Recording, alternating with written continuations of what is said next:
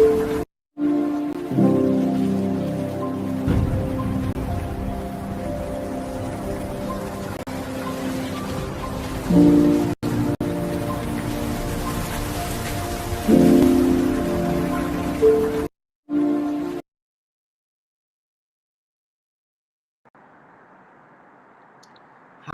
Dr. Ballah here. Good to be back, and thank you for tuning in and following us. Great. The last time you guys did pretty well. In 48 hours. You responded by subscribing to our YouTube channel, and in 48 hours, we got 44 to 48 subscribers. That was amazing. So we promised that we're going to uh, give you some basic health talk and free of charge as a thank you for subscribing to our channel and wanting to be with us. So there are a couple of topics there, and we asked that one of them should be selected. So what was selected is the question: should I take the COVID-19 vaccine? And I think a lot of people have actually asked me that question. A lot of people have asked me that question. So I wasn't very surprised when I saw the few people that responded in back saying that they go for why should I take the COVID-19 vaccine. All right. So what I'm going to do is that I'm going to just provide uh, a basic fight about the topic on consent. So I believe that the truth is important, right? And the Bible says, "And ye shall know the truth, and the truth shall make you free." So, what is more important is that you need to know what the truth is. Well, the scientific is true. If it's a scientific issue, you need to know the truth around the scientific issues. If it is biblical issues, the fight should be the biblical fights, right? The truth, right? That's what you need to know. So there are a lot of conspiracy theory around. A lot of people are confused. You find people doing a lot of things because they do not know the truth, right? Even from religious perspective, there are a lot of people doing crazy things only because one person said do this and they don't know the truth, so they do it. In fact, we are in um, a massive war today because if in the garden they didn't know the truth. So when the serpent appeared and told her some lies, she could easily follow and wanted to test, because if she knew the truth, the serpent actually didn't say the truth. He lied to her things that God didn't even talk about. Oh, that's another big story. That's but I just want to give that basis, connecting it to the truth. So the truth is very, very, very, very important. So what I'm gonna do is not to try to say don't take it or take it, but I want to provide some basic facts, some basic truth about the COVID-19 vaccine. And once you know that, definitely, I believe you'll be safe, you'll be free to be able to do the right thing. All right, so let's get going. The basic thing, I'm not an infectious disease specialist. I am a specialist in training in neurosurgery, but there are very basic facts, a truth everyone should know. Uh, the medical students, general practitioner, doctors, and other specialists, because we are all on the front line. Of course, we're seeing patients, we're in a hospital, we are all exposed. So there are some very basic facts, even if you're not a medical professionals. You can Google, you can go to the WHO website, you'll be able to find some of the basic facts, truth.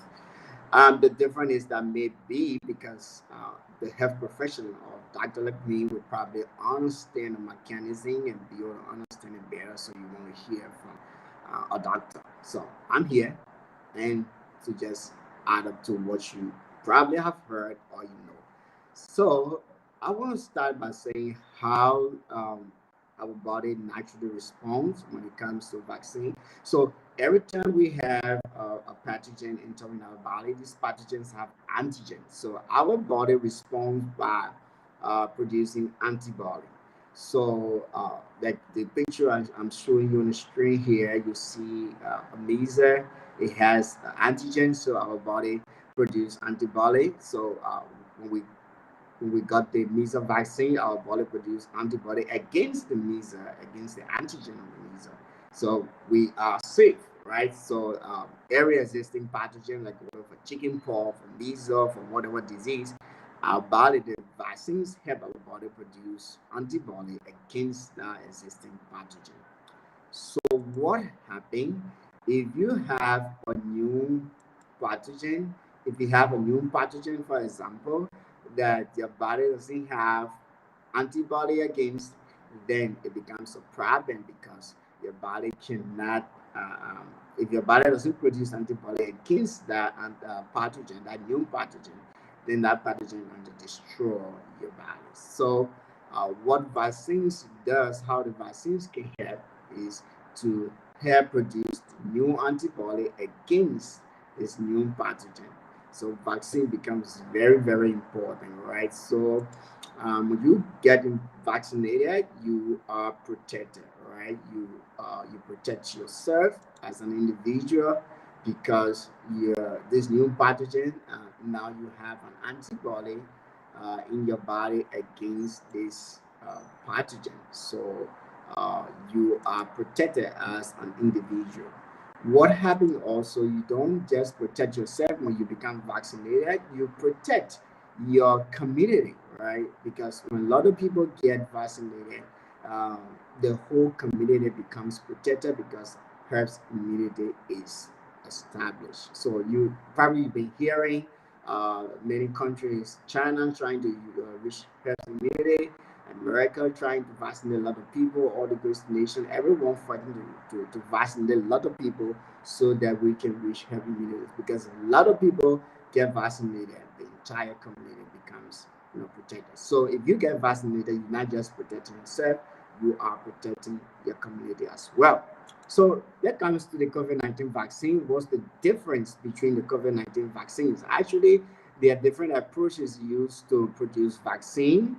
And these four different approaches, they are all being used to produce, being pursued to produce COVID-19 vaccine. There are bunch and hundreds of COVID-19 vaccine being worked on. And there are a couple of them currently available that have been approved and a lot of people are taking. So with the first method, the first approach that is used traditionally to produce vaccine, many other vaccines were actually produced using this approach is what we call the inactivated or the kill virus vaccine, right? So the approach use a weakened virus, so that target virus actually modified that it won't be able to cause any illness, all right? So that virus is placed, that weakened virus is were inhaled. It is actually what is placed in the vaccine, and it's going to help your body to produce the antibody. So many vaccine in the past, like the hepatitis A virus, the polio virus, the rabies virus, the measles, mumps, rubella, all those vaccines actually use this method, and many of us actually took those vaccines, right? So we actually have this traditional method that many of us from childhood took these vaccines. So yes, this method is actually used to produce couple of the COVID-19 vaccine, like the Sinovac, the Sinopharm from China, and the Biotech from India. They all use this inactivated method to produce the COVID-19 vaccine. So the second approach that is actually used is the protein based. So this approach actually uses a specific protein in a vaccine to stimulate the immune system. So of course, other vaccines also in the past, this same approach was used to produce them, the hepatitis B, the human papillovirus, and many other vaccines also use this protein-based method before in the past. So I'm actually bringing this example so you can know that many of you have taken many vaccines that actually use these same approaches as well. So and these approaches are used to produce some of those COVID-19 vaccines as well. So there are a lot of conspiracy theory around that the vaccine is It's intended to depopulate the world, or it's intended to serve as the basis for one world system, and many other different things I've heard. But yes, I think what I want to provide is the basic truth, the basic facts from science. Okay, so yes, so the Novavax and other vaccines also use the protein-based approach. So the third approach used that's kind of popular in the United States and Canada and many other places is the messenger RNA and the DNA plasmid approach. So the messenger RNA vaccine are actually a new type of vaccine, to put it, that is used to protect against infectious disease. So to trigger an immune response, many vaccines actually will use the weakened or the inactivated germs into our body, right? Like I said, the first method, the first approach. But the messenger RNA vaccine instead teach our cells how to make a protein or even a piece of protein that trigger an immune response inside our body. So uh, it is a new approach to vaccine, right? So a lot of people have concern. In fact, many of the conspiracy theory concerning vaccines around this approach, I would say, from the religious secting, people concerned about the mark of the beast, the 666, and all of that kind of trigger to this approach. And people that are concerned from Africa about the issue of depopulating the world, but first targeting Africans. Yes, you kind of concerned about this approach as well. But from science, this approach is also one of the method used to produce vaccine. So right now, if it is going to be manipulated or whatever, right now it is a safe approach to produce vaccine. And of course, the vaccines are vaccines that are using the same natural method other vaccines we're using to protect our body. So yes, the Vaxio, the Moderna, these are the vaccines produced using this method, right? So I want to advise you that the fourth one is the viral vector. This is also this approach is also similar to the messenger RNA plasma DNA approach that we mentioned above. But different is that the cells are being used to produce an appropriate antigenic protein with the instructions transferred by the modified virus, right? So all of those four methods are actually used to produce the many, many different vaccines we have for COVID. So I would say, depending on which one is available to you, you can probably have an idea as to which approach was used to produce that vaccine. But generally, yes, the vaccine protects you and it protects your community.